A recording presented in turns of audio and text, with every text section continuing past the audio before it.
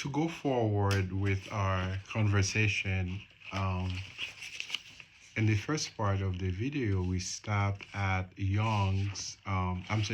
Wrong's evaluation of positive psychology 1.0, which he advances a serious critique. He outlines three weaknesses in positive psychology as it pertains to the notion of happiness and to the notion of a well balanced life and to the concept of the good life. So Wong says that um, positive psychology undermines the problem of trauma, challenges, suffering when consider life meaning, what gives life meaning, and and the second critique that he articulates, there is an overt focus on pleasure and feeling good, right? So it's not saying that we should not pursue pleasure or um, we should not articulate pursue positive emotions in terms of feeling good, but he's saying that too much focus, okay, as society we have focused too much on pleasure and feeling good, so he's calling for a balance. This third argument that he makes, he says that there is a cultural bias when it comes to exploring, studying the good life and how it relates to one's happiness and one's happiness and positive psychology. So wrong is saying that okay, this cultural bias is rooted on Western values. Okay, so Western values emphasize individual success instead of the communal success or the success of the collective. So for him, from the article, that's a quote from the article. We cannot fully understand human happiness without also understanding pain.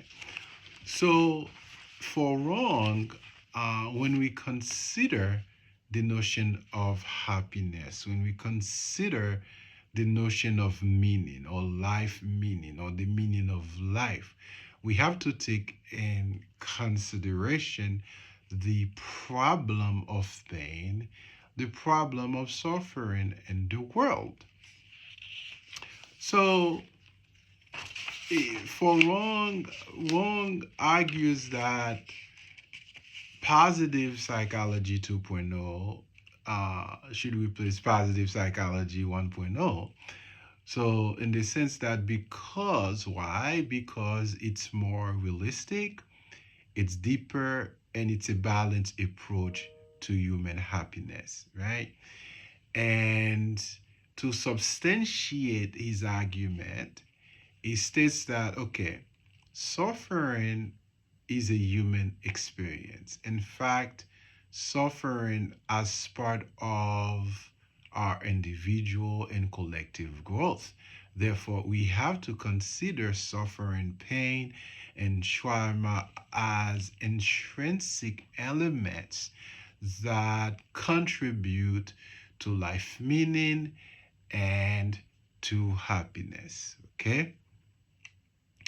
And he also argues that in the search, in the pursuit, okay, and as we pursue happiness individually and collectively, we have to take in consideration our moral responsibility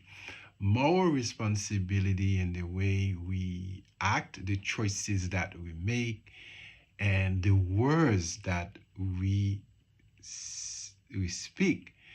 And he would argue that, okay, uh, transcend the Western ideology about happiness, about the good life. We have to consider culture, other cultural contexts such as the East, right? So we have to consider other sources of wisdom. We have to learn from other sources of wisdom to teach us, to guide us on how to acquire and how to achieve the good life. In the article, he proposes that there are actually four um, four types or four models of happiness, okay, which associate with different personalities, circumstances, and pathway. The first one he mentioned is hedonic, hedonic happiness, right? The second one is prudential happiness, and the third one is eudaimonic happiness, and this fourth one is chironic happiness. Okay. Now, I may have misspelled or mispronounced some of those Greek terms here. I apologize in advance. So, you see, the word hedonism, that's a word that we studied before, I believe, in the first week. So, the word hedonism has to do with pleasure seeking, enjoyment, and the avoidance of pain, which we see in Epicurus, right? Epicureanism philosophy. So he's saying that this hedonic happiness, according to Wrong, it's typically defined as evaluating one's life as satisfying and containing a high rate of positive effect and low rate of negative aspect. So it's the feeling good, right?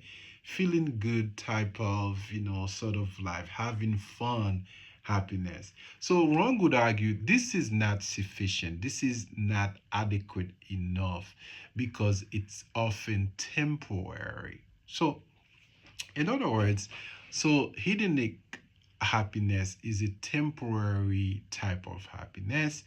Ron would argue for a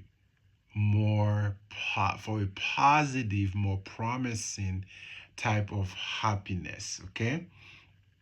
The um the next one, the prudential happiness, according to Wrong, it's feelings of satisfaction that come primarily from living, right?